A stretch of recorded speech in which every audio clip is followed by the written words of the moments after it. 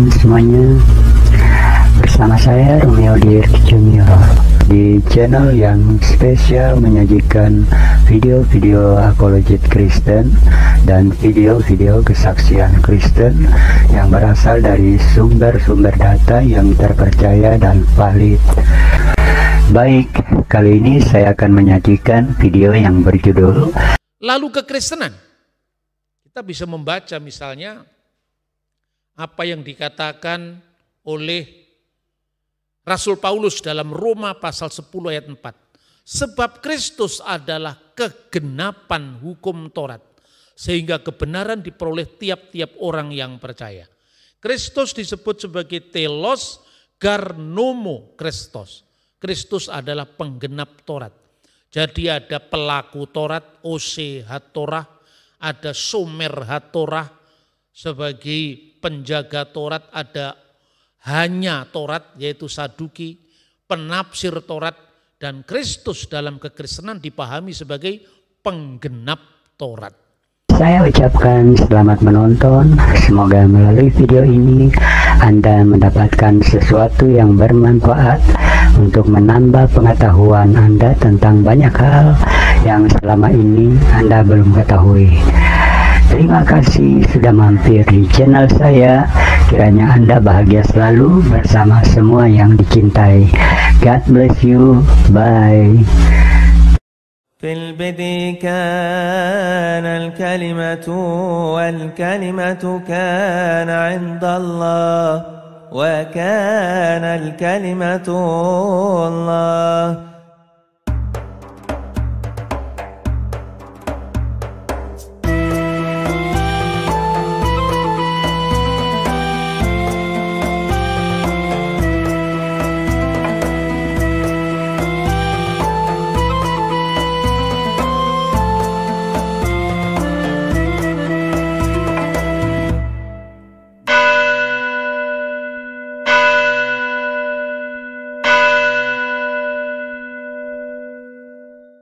Tadi kita membaca, memang secara historis ya bisa dibuktikan. Kalau orang Eseni, kenapa disebut Eseni? Karena mereka juga punya klaim sebagai Ose Hatorah, yang artinya pelaku Taurat. Orang Parisi, penafsir Taurat. Orang Samaria, Somer Hatorah, artinya penjaga Taurat. Orang Saduki hanya Taurat. Lalu kekristenan. Kita bisa membaca misalnya apa yang dikatakan oleh Rasul Paulus dalam Roma pasal 10 ayat 4. Sebab Kristus adalah kegenapan hukum Taurat, sehingga kebenaran diperoleh tiap-tiap orang yang percaya. Kristus disebut sebagai telos garnomo Kristus. Kristus adalah penggenap Taurat. Jadi ada pelaku Taurat, ose hatorah, ada somer hatorah sebagai penjaga Taurat, ada hanya Taurat yaitu Saduki, penafsir Taurat, dan Kristus dalam kekristenan dipahami sebagai penggenap Taurat. Nah, dalam konteks seperti itulah kita bisa memahami kenapa Paulus sering dipertentangkan dengan Yesus. Jadi misalnya ayat yang kita baca, ini sering dalam tulisan-tulisan polemik. Kalau Anda di sini Anda cari di Lakemba situ, ada satu toko buku Islamic Bookstore, itu isinya penuh dengan caci maki terhadap iman Kristen. Ini pengikut rasul palsu Paulus. Nah, coba bayangkan, Paulus itu rasul dalam iman Kristen, apostolos, apostels. Terus disebut-sebut rasul palsu itu apa tidak? Menghina agama orang. Tapi kalau nama junjungannya Nabi Muhammad Sallallahu Alaihi Wasallam disentuh sedikit demo berjilid-jilid. Bahkan di Pakistan itu menghina Nabi, itu hukumannya lebih berat daripada menghina Tuhan. Dalam undang-undang mereka, penal code mereka. Bayangkan itu. Lah Paulus itu siapa? Paulus itu nabi palsu. Lah itu kan perspektifmu. Coba kalau orang lain ngomong Muhammad nabi palsu, apa yang terjadi? kecenderungan semacam ini jangan dibiarkan, harus dilawan. Tapi dilawan dalam koridor hukum. Sebab kalau Anda melawan ganti mencaci, ya nasibmu ditunggu di pintu penjara. Ya kan? Dilawan dengan konstitusi, dilawan dengan hukum. Tidak bisa kita biarkan. Kalau saya terus-menerus mengadakan edukasi, coba Thomas bayangkan. Paulus itu kalau dikristenkan rasul, sebagaimana sampean percaya Muhammad itu adalah rasul. Kami tidak percaya kalau Muhammad itu rasul. Lah kenapa Pak? Lah sudah tutup kanonnya. Yesus itu yang paling akhir.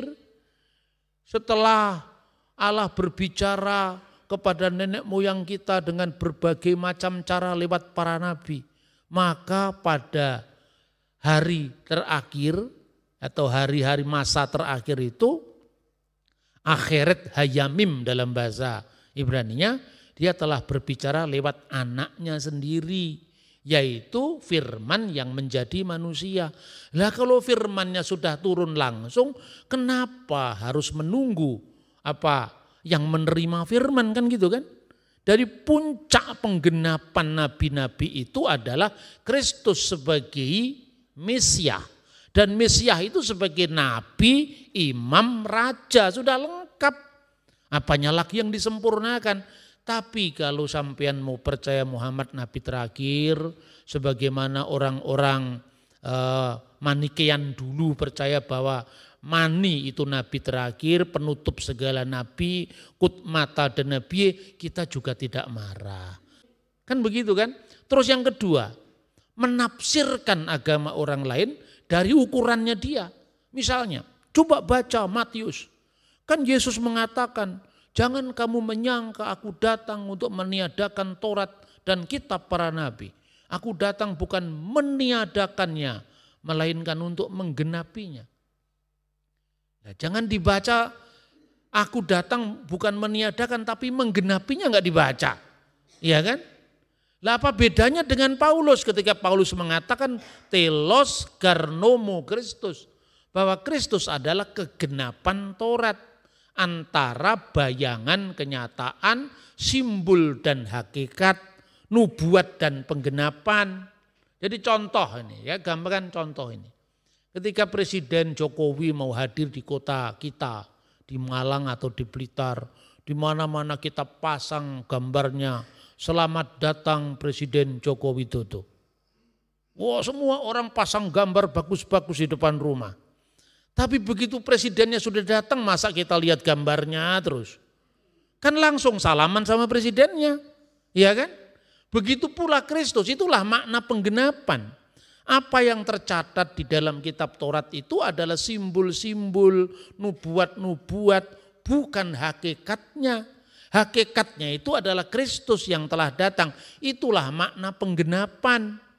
Makanya karena aku berkata kepadamu, sesungguhnya selama belum lenyap langit dan bumi satu iota, iota itu yod, huruf terkecil dalam huruf Ibrani, atau satu titik pun tidak akan ditiadakan dari hukum Taurat sebelum semuanya terjadi. Lah ini sudah terjadi kok.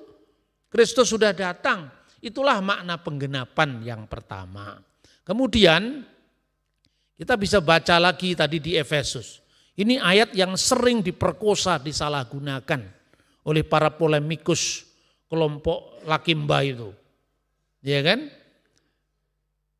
Itu sejenisnya lah yang kelompok begitu. Saya kan tidak ngomong agama Islam seluruhnya seperti itu. Ada banyak orang Islam-Islam yang menghormati dengan agama lain, yang sering ngundang saya di beberapa IAIN di Indonesia itu kan orang baik-baik. Nah, tapi yang tidak baik kan juga jangan ditutup-tutupi, ya kan? Memang ada, jadi jangan ada dusta di antara kita. Memang kita ini ada masalah. Masalah itu tidak perlu ditutupi, harus disingkapkan supaya jelas mana yang ngerecokin orang, mana yang direcokin orang, kan gitu kan. Nah sekarang coba lihat Paulus katakan apa. Ini bukti kepalsuan Paulus katanya. Sebab dengan matinya sebagai manusia, ia telah membatalkan hukum Taurat.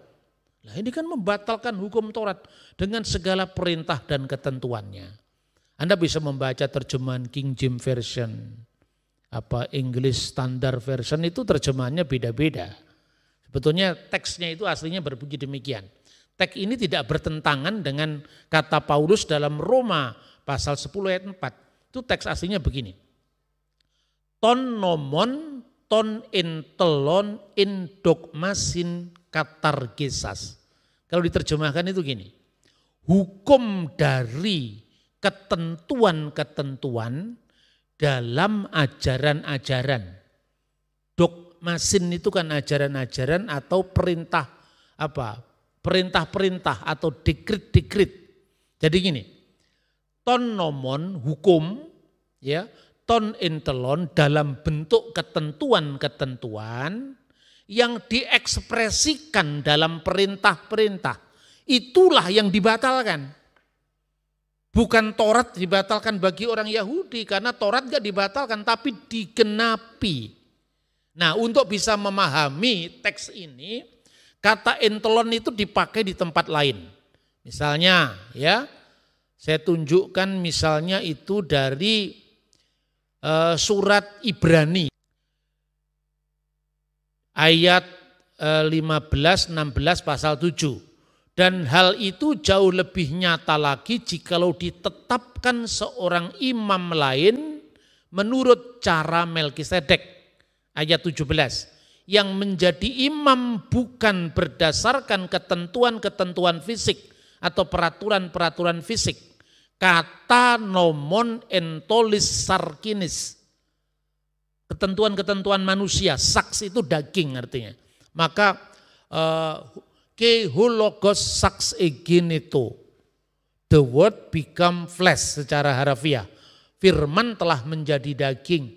Daging itu sifat kedagingan manusia. Firman benar-benar menjadi manusia dengan segala ciri fisiknya, kira-kira seperti itu. Nah, ini digunakan kata-kata kata nomon entolis sarkinis. Jadi entolis itu artinya ketentuan-ketentuan. Nah, jadi hukum Yahudi itu ada 3. Ini mulai kita belajar sejarah. Hukum Yahudi itu ada 3 macam. Ini kata orang Yahudi, bukan kata pendeta GPDI, bukan kata pastor Katolik atau bukan kata pastor gereja lain, bukan. Ini orang Yahudi yang bilang. Jadi begini, Tuhan itu telah memilih satu bangsa. Pemilihan Abraham mulainya itu pandangannya dengan kita sama. Memilih satu umat baginya. Dan umat itu dipilih dalam konteks penggenapan yang kemarin kita pelajari. Olehmu semua kaum di muka bumi akan mendapatkan berkat sampai datangnya zaman Mesias.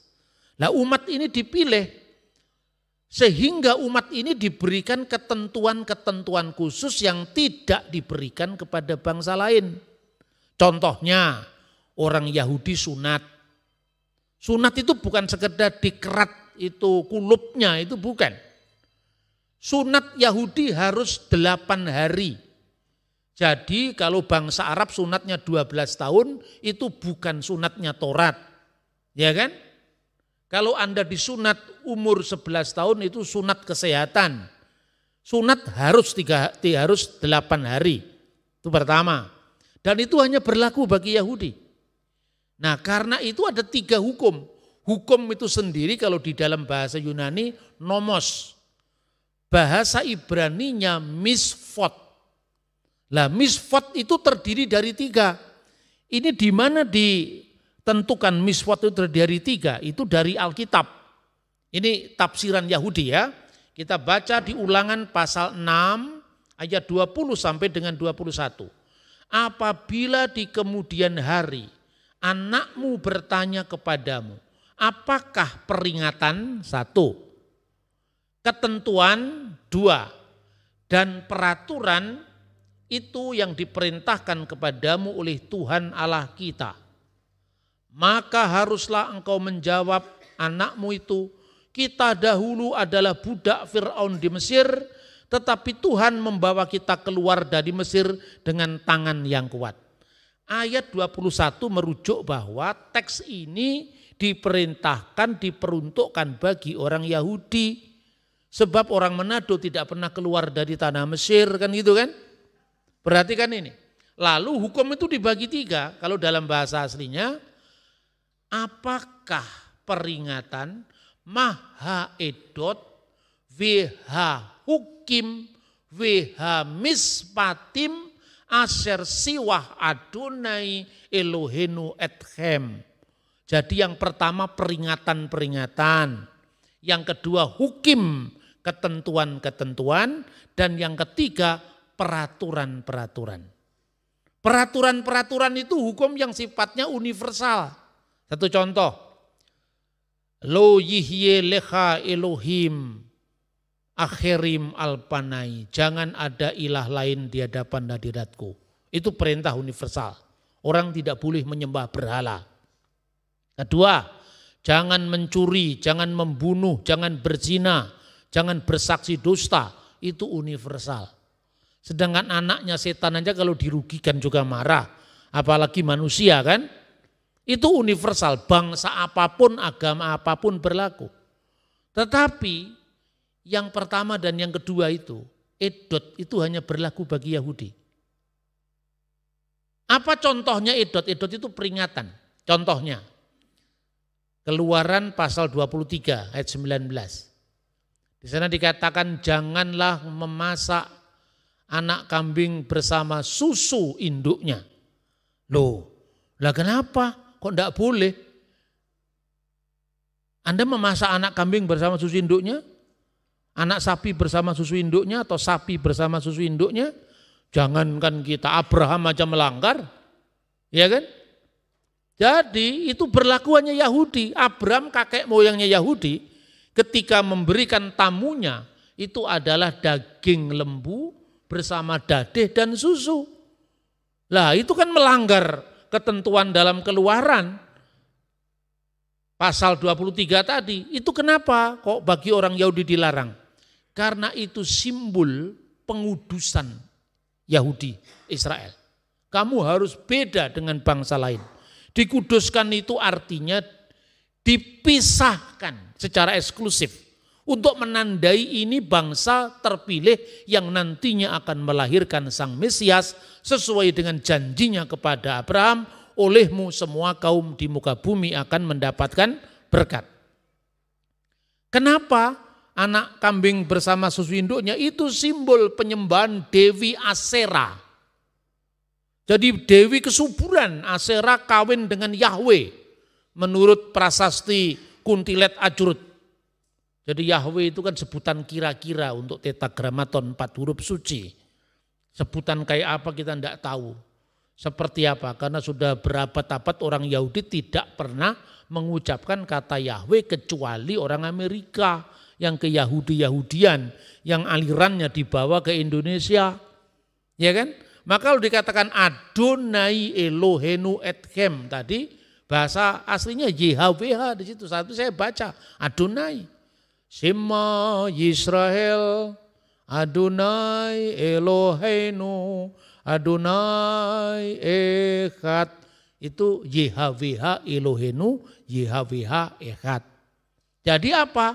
Supaya tidak sama dengan bangsa Kanaan yang memuja Dewi kesuburan. Itu tidak boleh bagi orang Israel. Maka simbolnya pun disendirikan. Jangan masak anak kambing bersama susu induknya.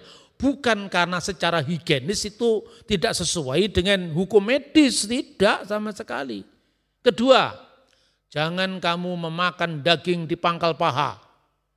Itu di kitab Kejadian pasal 31 kalau nggak salah itu ya. Kenapa? Memperingati peristiwa Yakub. Kenapa peristiwa Yakub? Karena Yakub ketika bergulat dengan seorang malaikat Tuhan, dia dipukul pangkal pahanya. Kalau Anda orang Manado, famnya Meiruntu, tidak pernah dipukul pangkal pahanya sama malaikat. Kenapa harus ikut-ikut Yahudi gitu loh? Hukum itu kan kontekstual, tidak bisa langsung diterapkan secara harafiah. Ini semua firman Tuhan Pak, amin. Tapi alamatnya kepada siapa dulu? Ya kan? Ya, pluralisme hukum itu di hukum negara manapun kan ada kan? Misalnya hukum perkawinan di Indonesia. Ya. Hukum perkawinan di Indonesia kan membolehkan poligami untuk yang Islam. Tapi kan hukum ini tidak berlaku bagi yang Kristen. Ya toh? Bagi orang Muslim poligami nambah istri itu yes boleh. Benar tidak? Tapi bagi orang Kristen makan babi itu boleh. Kan gitu kan? Nah itu simbol dari apa? Simbol dari kegigihan Yakub. Jadi setiap kali engkau makan daging di pangkal paha, ingat perjuangan gigih nenek moyang kita. Jangan lakukan itu. Itu hanya berlaku bagi orang Israel keturunannya Yakub. Kalau kita keturunannya Yakub Susabda tidak ada hukum untuk itu. Itu yang namanya edot. Yang kedua, ketentuan-ketentuan. Lah ini yang dimaksudkan oleh Paulus. Hukum dari ketentuan-ketentuan yang diekspresikan dalam bentuk perintah-perintah. Kenapa? Karena orang Parisi mau memaksakan perintah Yahudi itu kepada orang bukan Yahudi gitu loh. Jadi ketentuan-ketentuan itu misalnya apa? Imamat pasal 11. Imamat pasal 11 itu hukum yang berlaku bagi orang Yahudi saja. Misalnya, jangan makan onta, jangan makan kelinci urutan kedua, jangan makan pelanduk urutan ketiga, baru urutan keempat jangan makan babi. Benar tidak? Jadi kalau ada teman-teman Lakimba Klub itu mengatakan kami ini lebih setia pada Taurat, enggak juga, kau makan onta. Bagaimana kau setia sama Taurat? Hanya min satu saja kok. Min satu itu adalah babi. Yang lain-lain dia makan semua. Udang dia makan, cumi-cumi dia makan, kelinci di Telaga Sarangan itu ada sate kelinci yang terkenal dia makan semua. Iya kan? Berarti sama-sama tidak setianya. Hanya dia minimalis. Kita ini maksimalis, semua kita makan. Bedanya apa sekarang? Sama-sama melanggarnya. Kalau ukurannya itu. Padahal konteksnya kan tidak seperti itu saudara-saudara. Iya kan? Jadi itu namanya hukum ketentuan-ketentuan. Nah orang Parisi yang sudah menjadi percaya dalam Kisah Rasul pasal 15 ingin memaksakan hukum Musa kepada orang bukan Yahudi. Itulah konteksnya. Makanya yang dibatalkan oleh Paulus itu adalah perintah-perintah manusia yang diekspresikan dari hukum Yahudi yang dipaksakan kepada orang bukan Yahudi. Paulus jelas mengatakan bahwa Kristus kegenapan Taurat dalam makna menggenapi tadi sama dengan sabdanya Tuhan Yesus. Nah saudara-saudara, orang Yahudi itu kan terkenal pintar-pintar, cerdas-cerdas, makanya orang tidak bisa lepas dari Yahudi. Anda anti Yahudi demo digerakkan lewat YouTube, lewat Instagram, lewat apa, semua juga bikinan Yahudi. Thomas Alva Edison ini yang mencerahkan dunia menemukan listrik, Yahudi juga. Bahkan pendiri komunisme juga Yahudi, yang namanya Karl Marx, ya kan? Tapi pertanyaannya, kenapa kok babi itu dilarang? Itu pun juga dicari alasannya sama orang Yahudi. Kenapa babi ini dilarang? Lalu ini jawaban orang Yahudi juga, namanya Philo. Seorang filosof Yahudi tinggal di Alexandria, lahir tahun 20 sebelum Masehi, meninggal tahun 50 setelah Masehi. Jadi waktu Yesus berkarya di dunia sejaman dengan Philo. Hanya Philo tinggal di Alexandria, Yesus tinggal di Yerusalem, tidak pernah ketemu. Philo ini mengatakan, dan ini semua ada sumbernya. Silakan Anda baca bukunya Philo yang sudah diterjemahkan dalam bahasa Inggris. The Special Law volume 4. Dikatakan kenapa babi ini dilarang untuk dimakan oleh orang Yahudi. Karena kata Philo, babi adalah daging yang terlezat dari semua daging yang ada di muka bumi ini. Bagi orang yang memakannya. Philo sendiri tidak makan, itu kesetiaan dia pada Taurat. Karena bagi dia dilarang itu kehormatan. Dia tidak makan. Tapi menurut kata orang, ini babi yang paling lezat di seluruh muka bumi katanya. Ya toh? Tapi pertanyaannya kenapa kok dilarang? Bayangkan orang Israel, itu orang yang terkenal tegar tengkuk, bersungut-sungut setiap saat. Mereka disuruh eksodus dari tanah Mesir menuju tanah perjanjian. Di tengah-tengah kesulitan yang Tuhan tempakan untuk membentuk karakter mereka yang kuat. Mereka memikirkan masih Mesir. Musa, kita mau dibawa kemana? Kita tidak air di sini, tidak ada makanan di sini. Yang dibayangkan keranjang isinya buah-buahan atau keranjang yang berisinya daging-daging sapi. Kalau sapi saja sama kambing, domba, betu enaknya, apalagi babi. Jadi Eksodus tidak tertunda 40 tahun, bisa 80 tahun lagi. Ya kan, muter lagi tidak tahu kemana. Itu kata pilu. Lalu ada rabi-rabi Yahudi di abad pertengahan yang mengatakan kenapa babi ini dilarang. Bukan karena secara higienis babi itu mengandung cacing pita, itu kan pembenaran aja. Karena setiap agama itu kan punya aturan masing-masing. Inilah Bhinneka Tunggal Ika, ya kan? Nah, rabi-rabi dari abad pertengahan itu mengatakan babi itu dilarang karena bukan alasan higienis, tapi alasan ritual. Kenapa alasan ritual? Coba kita pakai alasan korban yang dipersembahkan kepada Allah itu syaratnya apa? Coba kita baca dalam kitab suci, korban manusia pertama, yaitu zamannya Kain dan Habel. Kejadian pasal 4. Ayat 3. Setelah beberapa waktu lamanya maka Kain mempersembahkan sebagian dari hasil tanah itu kepada Tuhan sebagai korban persembahan. Ayat 4.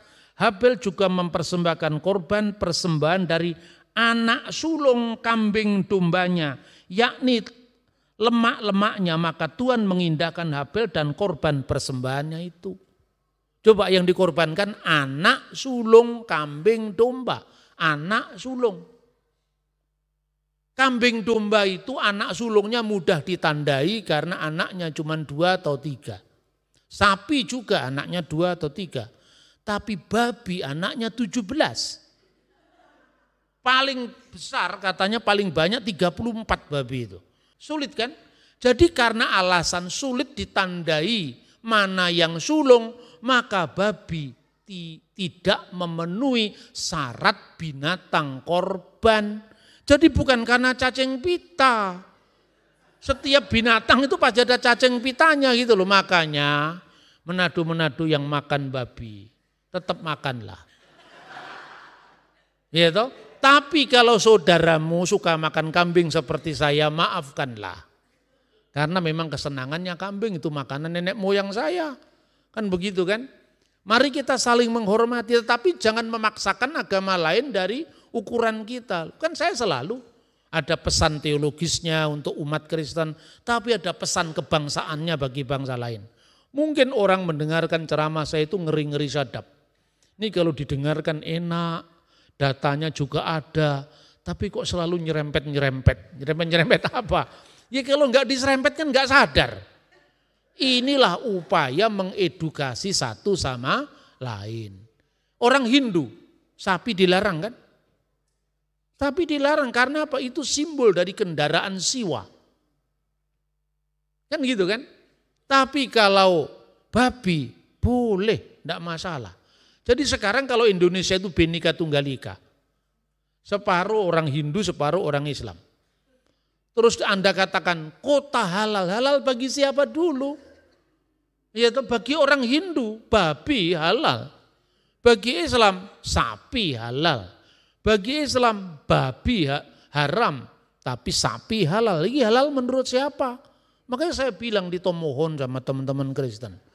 Jangan mau pasang-pasang halal-halal begini sejak dulu, ini halal haram hantam di sini. Kenapa kita harus mengikuti hukum orang lain? Tegakkan kedaulatan identitas kita tanpa harus mencederai, menghina orang lain. Itu yang dilakukan orang Yahudi sampai hari ini loh. Makanya pertanyaannya, ketika para rasul bersidang di Yerusalem, itu tujuannya apa? Kisah Rasul pasal 15. Nanti saya khotbahkan lagi besok. Ya, Kisah Rasul pasal 15. Karena ada orang-orang Farisi yang ingin memaksakan hukum Yahudi Musa ini kepada orang bukan Yahudi. Lah jemaat Kristen itu terdiri dari dua. Kekristenan yang berasal dari orang Yahudi itu pusatnya di Yerusalem. Ya. Yang kedua, orang disebut Kristen pertama kali murid Yesus di mana? Di Antioquia. Antioquia itu sekarang di Turki Selatan. Dulunya termasuk Great Syria, wilayah Syria Raya. Di sana Gentile Christianity, orang-orang kekristenan dari non-Yahudi, pusatnya di Antioquia. Nah, yang orang Yerusalem ini karena banyak orang Farisi-Farisi yang sudah bertobat, pikiran lamanya dibawa kepada saudara mereka yang bukan Yahudi, dipaksa ikut hukum Taurat. Lalu para rasul kan sidang. Para rasul sidang, Petrus yang paling senior tampil dulu. Nenek moyang kita sendiri sulit menanggung hukum yang berat ini, kenapa kita paksakan kepada orang lain? Lalu Paulus sama Barnabas disuruh kesaksian. Bagaimana Tuhan ternyata juga berkarya pada bangsa-bangsa lain. Mujizat juga terjadi dalam pelayanan Paulus dan Barnabas di tengah bangsa-bangsa lain. Lalu kenapa kita yang pandang bulu terhadap Yahudi dan bukan Yahudi? Seperti itu kira-kira. Lalu yang terakhir Yakobus yang mengusulkan. Yakobus itu sendiri pemimpin jemaat di Yerusalem. Dia mengatakan supaya mereka menjauhkan dari 4 hal ini saja. Pertama, daging yang dipersembahkan kepada berhala. Yang kedua, ini dalam Kisah Rasul 15 ayat 20. Yang kedua, hendaklah mereka menjauhkan diri dari percabulan. Ketiga, dari binatang yang mati dicekik. Keempat, dari darah. Itu saja sudah cukup. Itu sudah minimalis yang diberikan Tuhan kepada kita yang bukan Yahudi. Itu saudara-saudara sekarang ini sampai hari ini orang Yahudi menyebut itu sebagai hukum Nuh. Jadi bagi mereka berlaku hukum Musa yang dikenal dalam bahasa Ibrani Hataryak Misfot Mose. 613 hukum Musa. Lah angka 613 itu orang Yahudi. Di kemudian hari setelah zaman Yesus yang merumuskan. Ya 613. Katanya sesuai dengan salah satu buah yang direkomendasikan Alkitab, yaitu buah delima. Saya penasaran kata teman saya Yahudi, buah delima itu jumlah bijinya 613. Lalu saya beli buah delima, saya belah, saya hitung satu sampai jam 12:30 malam. Bener loh jumlahnya 613. Gak tahu itu kebetulan itu apa, tapi buah delima di Manado saya belum hitung. Buah delima di Israel 613 katanya. Ya, itulah hukum Yahudi. Hukum Yahudi itu terdiri dari ta'aseh dan lo ta'aseh. Dalam bentuk perintah, dalam bentuk larangan. Berbuatlah dan jangan berbuat. Nah, ini termasuk hukum yang detail-detail tadi. Ini perspektif Yahudi. Yang kata Yesus itu adat istiadat nenek moyang itu loh. Terlalu banyak yang ditambah-tambahkan maka lebih banyak yang dilarang kan. Nah kalau bukan Yahudi, kata orang Yahudi sendiri nih. Anda bisa membaca di Traktat Sanhedrin 56a. Itu disebutkan hukum Nuh itu ada 7 katanya. Kalau di Kisah Rasul 4, mereka kembangkan jadi 7. 7 itu apa? Namanya Sefa Misfot Bene Noah. 7 hukum bagi keturunan Nuh. Dasarnya kitab Kejadian pasal 9. Maka Anda cari kitab Kejadian pasal 9, larangan makan babi tidak ada. Lah itu semua binatang boleh kamu makan. Ditambahkan tumbuh-tumbuhan kan itu kan. Lah itu berlaku bagi seluruh bukan Yahudi. Maka simbolnya ku taruh busurku di atas awan sebagai tanda perjanjian antara aku dan engkau. Lah ini Jawa, Manado, Minahasa, kemudian Toraja yang makan Pak Piong, tahu Pak Piong? Pak Piong itu babi yang dimasukkan ke dalam bambu itu, dikasih daun mayana. Kearifan lokal bangsa kita itu luar biasa. Babi itu mengandung kolesterol Pak, tapi bisa dicegah dengan daun mayana. Di Bali juga begitu. Bali orang Bali itu kalau makan babi guling itu mengandung kolesterol Pak, maka dikasih aresnya pisang. Tuhan tuh memberi kearifan lokal di kita, makanya jangan kita menghina bangsa lain, suku lain atau agama lain, semua punya aturan masing-masing. Nah bagi kita orang Kristen, aturan saja tidak cukup. Kita memiliki hukum roh yang diberikan Tuhan untuk membeda-bedakan mana yang dari Tuhan, mana yang tidak berasal dari Tuhan. 7 hukum tadi, 1, larangan abudah zarah, larangan menyembah berhala. Itu berlaku bagi bukan hanya Yahudi. Kita bukan Yahudi pun juga tidak boleh mempersembahkan makanan kepada berhala atau makan persembahan yang dipersembahkan kepada berhala. Kedua, kililat Hashem, harus respect terhadap nama Tuhan. Tidak boleh sembarangan menyebut nama Tuhan atau sedikit-sedikit atas nama Tuhan, menghina Tuhan itu tidak boleh. Ya kan? Yang ketiga, namanya gilui arayot, imoralitas seksual dengan segala macam bentuknya. Termasuk yang namanya seks bebas, semburit, semua tidak boleh. Itu yang namanya gilui arayot. Ingat dulu air bah dikirim Tuhan karena moralitasnya bejat. Kan gitu kan? Terus berikutnya gesel. Melakukan tindakan kekerasan, perampokan, pencurian, pembunuhan. Sampai kepada hukum kekerasan. Yang berikut lagi, ever min hakai. Artinya apa? Ever min hakai. Artinya memakan binatang yang mati dicekik. Karena orang Yahudi itu kalau urusan binatang tidak boleh lama-lama menyiksa binatang. Jadi toki anjing tidak boleh. Karena itu menyiksa. Itu makanya orang Yahudi tanya Pak Mek itu kalau di sini kan, kalau masuk ke pasar ikan atau ke ini kan bawa pisau sendiri. Karena tidak boleh dia menyiksa binatang. Ya, itu hukumnya bagi Yahudi begitu. Yang ini berlaku bagi non-Yahudi. Sefikut damim yang keenam, yaitu darah, tidak boleh.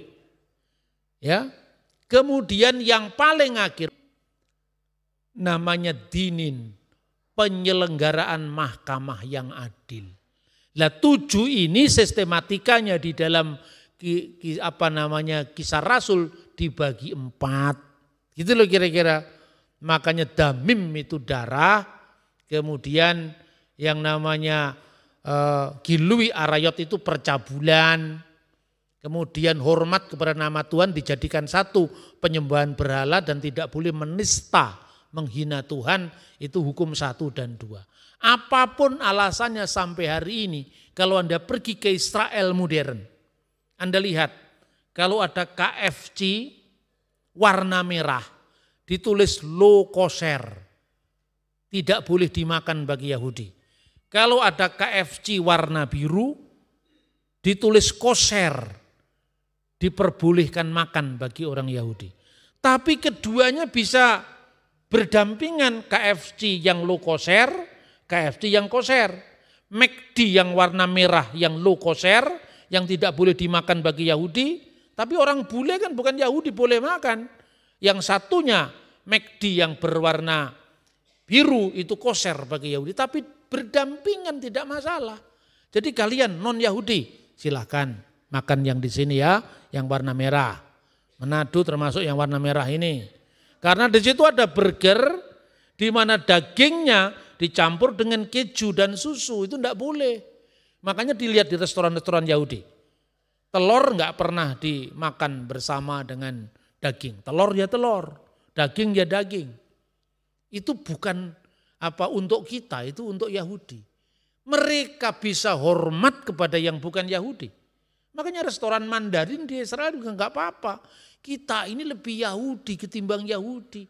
Terus saya tanya, kenapa orang Yahudi itu kalau dengan babi kok trauma sekali? Tapi onta enggak masalah. Karena punya pengalaman sejarah pahit. Tahun 167 tanggal 9 bulan Kislev, sekitar Desember. Bait suci mereka najiskan sama orang Yunani yang namanya Antiochus IV Epiphanes. Orang Yahudi dipaksa melanggar Sabat, lalu dipaksa untuk mencurahkan daging babi di atas patung Zeus yang dipasang di bait Allah. Itu penghinaan bagi mereka. Jadi setiap kali ingat babi, mereka ingat bangsanya dilecehkan. Sampai melakukan perlawanan yang dipimpin oleh kaum Hasmonaim yang dikenal dengan kaum Makabe. Siapakah yang seperti engkau di antara para ilah ya Tuhan? Mika Muka Baelim Adonai, disingkat Makabe. Kelompok ini dipimpin oleh anak-anak imam besar Matatias. Menang sekalipun mereka pasukannya kecil. Ketika menang mereka mau melakukan penahbisan bait suci. Bejana-bejana dipersembahkan kepada Zeus, kepada Dionysius dibuang. Minyak zaitun hanya bertahan untuk 1 hari perayaan penahbisan kembali bait suci. Itu terjadi bulan Desember atau sekitar bulan Desember. Tanggal 9 bulan Kislev, musim dingin. Makanya Yesus memperingati penahbisan bait suci dalam Yohanes pasal 8 ayat 20, itu musim dingin yaitu penahbisan bait suci. Kemudian ketika itu minyak zaitun hanya bertahan 1 hari, itu tentaranya musuh masih di sekeliling pinggir kota Yerusalem. Ketika mereka cari minyak di satu desa namanya Modiim, dekat antara Bethlehem Yerusalem, takut mereka dipung kembali musuhnya. Akibatnya mereka berdoa pada Tuhan. Minyak zaitun yang hanya bertahan dalam 1 perayaan bisa bertahan 8 hari perayaan sesuai dengan 7 jumlah menorah itu. Menorah itu kaki dian bercabang 7. Tapi karena 8 hari perayaan sampai hari terakhir ke-8, mereka bertanya, dari mana ini yang menyalakan, minyak zaitun yang menyalakan ini? Dari surga. Makanya 4 di kanan, 4 di kiri, tengahnya yang lebih tinggi. Namanya Samas. Akhirnya selain menorah kaki dian bercabang 7, orang Yahudi punya kaki dian bercabang 9. Namanya Hanukiah. Itulah yang diperingati dengan penahbisan bait suci. Dan ketika mereka membayangkan babi, mereka ingat peristiwa traumatis itu. Tapi persalahannya tetangga sebelah yang tidak punya pengalaman traumatis dengan babi. Kenapa mereka jadi lebih anti babi ketimbang Yahudi? Iya kan? Ini akibatnya kalau tafsiran minimalis yang tidak paham sejarah. Loh, ini tidak tahu sejarahnya tapi mereka lebih anti ketimbang yang tahu sejarahnya. Maka ini saudara-saudara, saya selalu mengatakan, kenapa kita membaca Alkitab itu begitu clear, begitu jelas? Karena Alkitab ini bukan kitab sembarang kitab. Amin. Dia adalah firman Allah yang memandu kita termasuk sejarah umat manusia. Karena itu Alkitab itu bukan sekedar buku, tetapi dia benar-benar diilhamkan Roh Kudus. Sehingga apa yang tertulis dalam Alkitab dengan sangat mudah bisa dibuktikan kesejajarannya dengan bukti-bukti sejarah. Sejarah yang penuh bukti menjadi mitra bagi iman yang penuh bakti. Akhirnya tuduhan kepada Paulus tidak benar. Paulus membatalkan Taurat. Ya memang sejak dulu orang bukan Yahudi tidak pernah berlaku Taurat. Mana yang dibatalkan Paulus? Paulus menyunatkan Timotius dalam Kisah Rasul 16. Karena apa? Timotius Yahudi, bapaknya ibunya kan blasteran itu. Salah satu dari orang tuanya kan Yahudi. Tapi Paulus keras melarang menyunatkan Titus. Mengapa? Karena Titus orang Yunani. Jangan sampai kamu kompromi sedikit pun karena keselamatan kita. Bukan karena Taurat, tapi karena iman kepada Yesus dan pengorbanannya di kayu salib. Makanya sunat atau tidak sunat itu tidak ada artinya bagi iman kita. Yang lain mengaku kami lebih setia pada Taurat. Kamu sunat umur berapa? 12 tahun, itu bukan sunatnya Taurat. Sunatnya Taurat 8 hari. Ya kan? Ini sering terjadi. Jadi karena apa? Sedikit ragi mengkelamirkan seluruh adonan.